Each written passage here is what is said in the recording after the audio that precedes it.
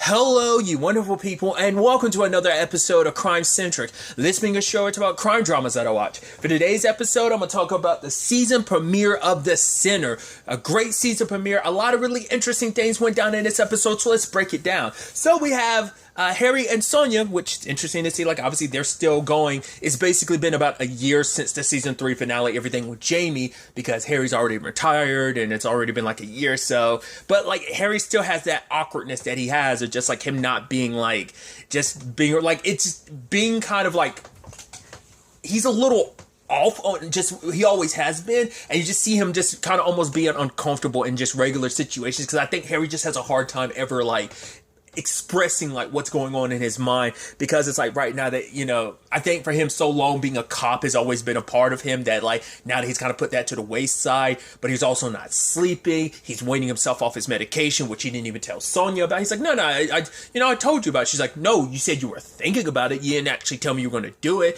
Plus you've been, you know that what you said, because you waited till now to tell me, like, she's like, oh, where's your medications? Like, I left it at home. It's like, wait, what? You can't just like take like antidepressants and then just like stop cold turkey. Like, that could have massive like ramifications.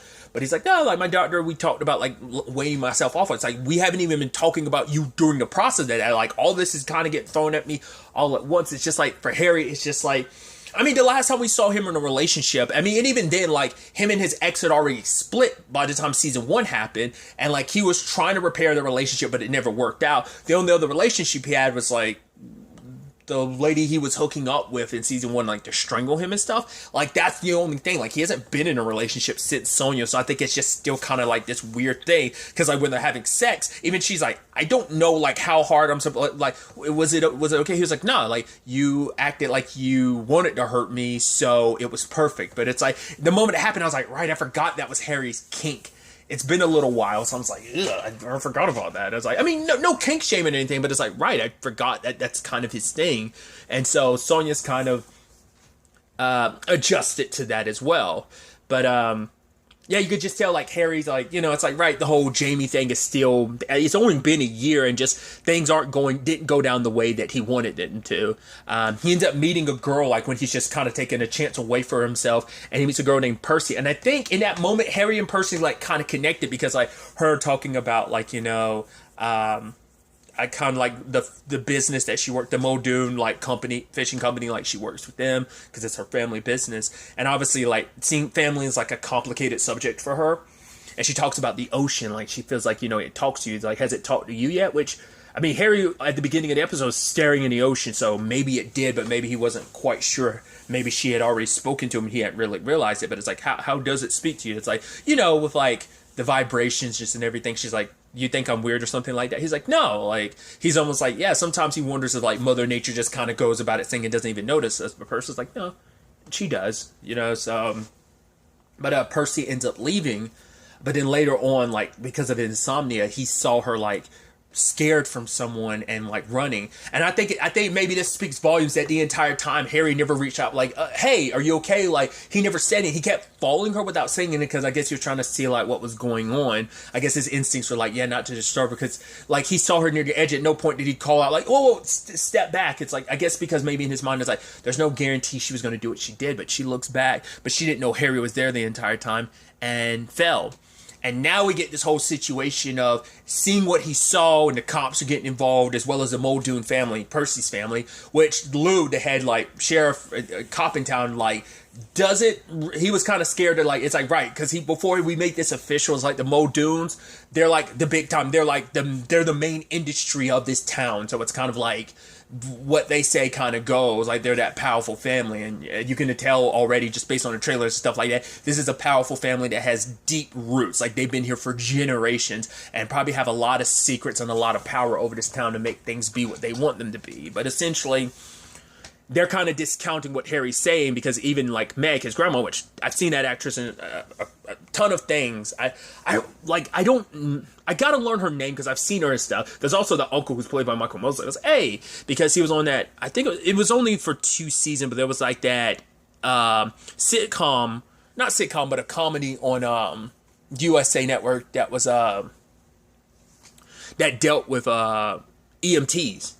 I want to say that was like, yeah, just like, so USA Network wise, I just thought that was interesting. Michael Mosley and all that. But regardless, they have their reluctancy about believing, because it's like, right, like, I'm over here, you're standing right there. Like, there's no way you could have actually seen her fall. Plus, there's a path over here. You might have seen her over here, but maybe she walked away. So they're poking holes in Harry's story. And even Harry's starting to question. So, like, maybe I didn't see what I thought I saw. You know, but it's like he's already, like, opened Pandora's box and everyone getting worried. It's like, no, like, nothing's going to be official until we actually look into it. But more time passes, they haven't been able to get in contact with Percy, like her phone's off and stuff like that. So, and to me, I think like that, what's so fascinating about this case already is like they've done a really interesting thing as the show has continued on with each case. Cora to Julian, there are similarities, but there were differences. And then there are stark differences between Cora, Julian, and Jamie's case. So, like, it's just like they are shifting everything, because Jamie's case wasn't like any other case Harry had gone up against. And I think it's like, at the very least, because for Harry, it's once he gets a puzzle in his head, he can't shake it. He becomes obsessed with it. Like, he needs the answer. That's why, like, the Cora thing became what it was, because it's like he needed to know, like, he had to understand. And then on top of that, you had the whole situation with, Cora, but then you also had like Julian. It was like another puzzle he had to solve. Jamie, but that had disastrous effects, because at least Cora and there was a silver lining, that not a happy ending, but things had a silver lining of enough of an ending for it to be okay, that everything kind of had some resolve to some extent.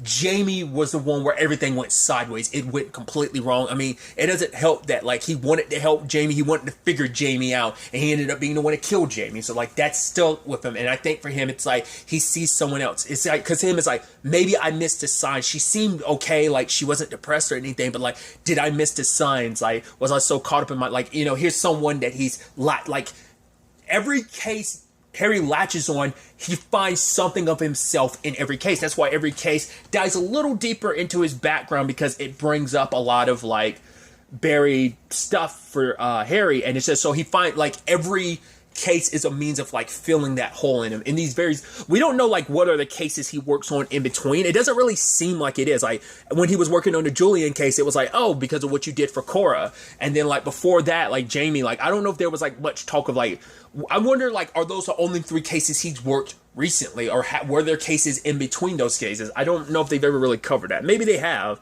but obviously he got a lot of attention for everything that went down with Cora, and that, you know, and obviously the Julian situation, now the Jamie thing, you know. So he carries them all with him, both in a, you know, sense of just like, right, like what they feel, what void they kind of feel inside of him, but also in a literal sense of like those cases will always follow him, because they're going to be associated with his name, because he's been so deeply tied to these complicated cases and just these complicated people and situations, especially because the Jamie one went the route that it did. So no happy ending or silver lining to that, which that's also got to be an interesting and complicated thing of like being with Sonia, considering they were both so tied to Jamie's case. And now it's like, because Sonia talks about, since Jamie, she doesn't do like the nude male like drawings anymore. Like she's finding something else to draw, because like it's kind of tarnished. But obviously that becomes a conversation later on with Harry about how she was kind of in a rut after the whole Jamie thing of like, she's like, oh, I couldn't draw anything worth a damn, but it's like, you know, I had to find my way out of it. You wanted to be there to fix it, like to try and figure it out, but you couldn't. It's something I had to figure out. So she's like, the same thing applies to this, because Lou, he's working with the cops because he can't bring himself not to be involved. It's like he's getting that itch, but it's also the thing of like, maybe going back to being a cop is bad, because it's like, right, haven't 100% dealt with the Jamie stuff. You're still like, it's still there in your mind. You thought about it this episode, but who's to say it's not constantly there? But also, who's to say like another case for you to like put yourself on the line, like, because it isn't just a one-way street with the cases. It's not just like, oh, like he like pulls a part of them towards him, they pull a part of him. They are both pull, like whoever the subject of the case is, he's giving part of himself to them, just like they're giving part of themselves to him. Like there's almost an equivalent exchange to some extent. And, you know, it's the whole conversation about, you know, you stare into the abyss stares back. He stared into the abyss about 3 times, and like, last time didn't end so great, so now you're doing it again. And is that going to help you in the long run? Who knows? Maybe it's the right thing to do. Sonia's like, I don't know what's right for you. Like, what will help you in the long run? But even she comments on it later on, like, yeah, like, you seem like you're good. Like, you kind of got almost like that. You're revitalized, maybe you're energized. Like, because obviously he had to, like, a therapist is the one that suggested that he gets on, like, the antidepressants and stuff like that. But you know, who's to say, like, maybe his job fulfills him, but it's also like, right, but is your job the only fulfillment you have in life? Obviously he has this whole thing about plants and stuff like that, but like, outside of that, like, what are your, like, human connections? He has Sonia, but it's like, is that about it? There's still a lot in his childhood that he hasn't really properly dealt with, that we as the audience don't fully know about. We get little picks, like little stuff here and there, but nothing in the grand, like, not to like a large scale. But we kind of get a little bit, you know, obviously, like, Harry's like complication, like his complicated relationship with his mother, like their circumstances being as complicated as they are. So I don't know, it's fascinating to just know, like, what these cases kind of do to him and what he kind of does to these cases, because Harry is so unsure of what he saw. It becomes a thing of trying to track down, like, Percy, like, you know, where did she go after work? But then she went to a bar, but her friend, like, they were performing music. But then, like, at one point, Percy went to the bathroom. She's like, oh, yeah, I hit my head or whatever. And then she came back with, like, a wound. I'm like, she was gone for a while. Did, like, someone come and find her? At one point, Harry and Lou end up, well, because someone found Percy's car and it was sitting there for a while, but it's out of juice. There's a guy that lives nearby who said he didn't see or hear anything, but even Lou's kind of thinking, like, yeah, that's kind of the way things kind of work, like, live and let live. That's not the exact wording he used, but it was basically like, leave everyone to their own devices. Like, you don't push and prod too much in this town. Let people, you know, because obviously for Harry, it's like he's got to take a step back and just, like, let Lou lead things, because Lou's the only one that's actually a cop. In this, you could almost say, like, Harry's more like a consultant, if anything else. But he also had to be, like, because the moment he found those items at the place that he saw Percy, like, jump or potentially just disappear, like, he had to be like, no, Lou, don't. Like, you need to have gloves on so you can get that examined and stuff, because, you know, Lou's kind of a rank amateur at this. It's like, you know, even later on, Meg's like, oh, he's sweet, but he kind of doesn't know up from down type of situation. So, because Meg was a kind of against it, but it's just because for her, it's like, I can't believe something would happen to Percy. Like, you know, just for her, she's like, recently, like, feels like Percy's been keeping stuff from us, because she does have this book. It's like My Lunar Goddess or something like that. So I guess, like, she was kind of getting more in touch, or just kind of praying to, like, nature and stuff like that. The conversation she had with Harry kind of feels that. But obviously we find out about, like, the rope. Like, she had some at the house, but, like, one amongst the items that Harry had found was, like, something kind of tied up. And at first, Harry's associating it with, like, a thing of... Because I immediately was like, oh, is this some kind of ritual or something? And I think it was. But what I found fascinating is, like, what Percy's explanation was to her grandmother about it. She was like, yeah, I want to... like a reminder of this moment or something like that. So I was like, okay, so if that's what that's supposed to be, a reminder of that moment with her grandmother, each one of those three other items must be associated with a memory, a moment, or with a person. So I'm like, so you got to find the associating person with that. Like, I guess it's like a ritual where you have to find, like, 4 items with, like, people that are of some significance to her.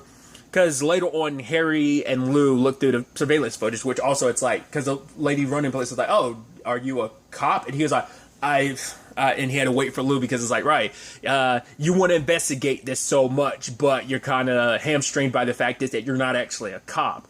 And so they end up looking at the surveillance footage, and it seems at one point she's bowing down. I was like, is she praying? And there's someone literally walks up, but they're covered in the hood. So it's like, so this is all, like, there's someone she's got such a deep connection with, whether it's kind of almost borderline Stockholm syndrome, because it seemed like you were trying to get away from the person too, because, like, Harry caught the end of it, of her being like, leave me alone. So she was praying to someone, and I assume that has to do with those objects. Like, either this person is kind of a godlike figure in her mind. I don't know. Because, I mean, because, like I said, once again, it stems from, like, her family, because it's like her family is a tough subject from her. Just from the little bit we spent with her, it seemed like she kind of wanted to distance herself from her family. It's like, you can't get away from family. It's always going to drag you back, because she's a Muldoon, and it's like, it's in her blood. Because, like, even then, like, her grandma was like, oh, like, when you were 7, I wasn't worried about it, because you got that Muldoon in your veins. It was almost like she was smiling at one point, and just in the moment that happened, you almost see, like, this sullen look in her face. I think just being reminded of being a Muldoon, like, it's just like, maybe it stems from like not being your own person. Like you are once again hamstringed to like being like this legacy, this family that's had so many deep roots. Like we've only just started, so we don't know the ins and outs. I can't base this on anything, but just like from what we've seen, it just feels like being a Muldoon comes with its complications, its own burdens to carry that maybe the rest of the family's aware of. Like I think it's just a lot of legacies and like secret stuff that they're not like, because the dad, like Percy's dad, seems like the most distraught, and so does the grandmother. But based on stuff we've seen in the trailer, it seems like she might be at the heart of this, of having like secrets of her own, and we just don't know what Percy's going through in the grand scheme of things.